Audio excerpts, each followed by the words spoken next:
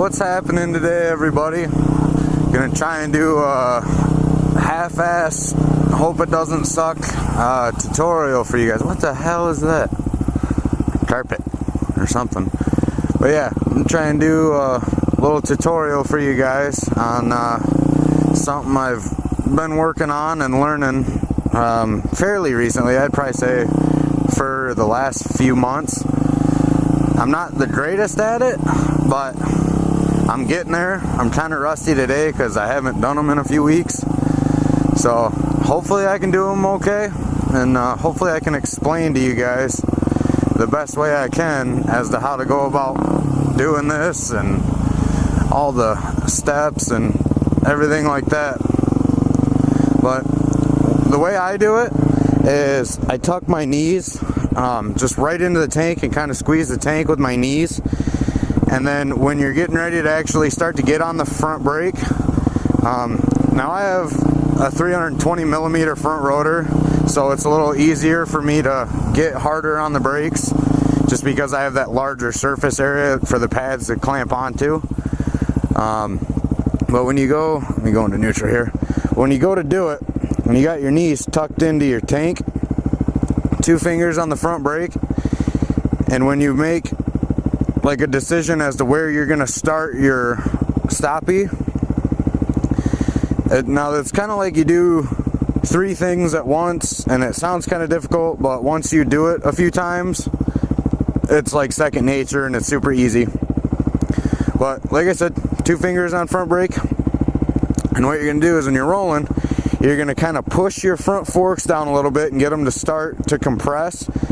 And when you do that, you're gonna kind of shift your weight forward, like kind of, I don't really know how I can explain this the best. It would be kind of like bounce like towards the front end a little bit, and you're gonna pick your ass up off the seat just a hair, just to try and take some of the weight off the center section of the bike, so majority of your weight's up front. And then what that does is when the bike starts to come up, as soon as it starts to come up, the seat immediately meets your butt and then takes you with it. So it's not like you're standing up and trying to do a rolling stoppie, because 1, that just seems like a horrible idea, and 2, it seems sketchy as hell, and 3, you'd probably break your neck. So like I said, tuck your knees, get rolling. Now speed, I know this is another thing that's not going to make any sense, but I tried to explain this to a buddy of mine on how to do it. Speed is your friend. Don't, like, for your first one, go 50 miles an hour down the road and try to crank one out, because then you're just gonna boof, flames.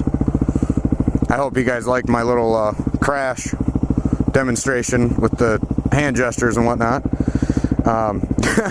But you know, get going at a decent speed, because if you don't, you're just, as soon as you go to get on the front brake, you're pretty much gonna stop and bring the front, not the front, but you're gonna stop and bring the rear tire up and set it right back down. You're not gonna be able to roll it.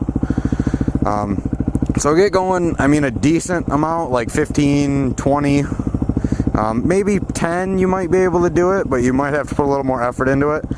I've noticed that the faster I go, the more fluid everything seems to be, and a lot smoother. So this parking lot's kind of bumpy, so I think right here may be a okay section. So yeah, here we'll just second gear, 20, and definitely pay attention, modulate your front brake. Don't get all like balls to the wall with it and squeeze the shit out of it and do another one of my hand gesture boom crash fail type deals. But yeah, just, I mean, pay attention. You'll feel your brake rotor, you'll definitely feel everything moving through the lever, and you know, get a feel for it. Start slow and, you know, go a little harder and harder each time till you get the real good hang of it. But 20, that one sucked. Hey, there's some plywood over there. We should make a ramp. Try it again. Okay, that one was at 30. And it was okay. I didn't get up very high. I mean, it was decent, but it wasn't like muy bueno. Wonder where that trail goes. Ah, glass. What the hell? Alright. Try this again. Second gear, 25. There we go, not bad. Yeah, once you guys try it, you'll see what I mean by kind of like getting on the front brake while you're pushing your forks down and kind of pushing your body forward. It's kind of like, man, I wish there was a better way to explain it. But you just gotta like kind of bounce forward a little bit and just pretty much, I know it's gonna sound stupid, but brace yourself. Like, that's what I mean by squeeze your tank, because it holds your body position, you know, nice and tight to where you're comfortable. You're not going to worry about flinging yourself forward or, you know, being all the way. Okay, like right now I'm sitting on the fender. But I feel like if you try to do it this way, you would just slide forward and bust your face. And if you're a guy like me, tear your junk up. We can't have that. So, you know, just being like a nice neutral riding position, like how you would be riding down the street. Smash your knees into the tank and squeeze.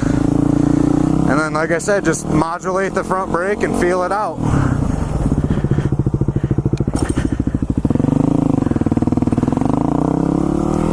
That one was iffy. Parking lot kind of dips down. I thought I might go over.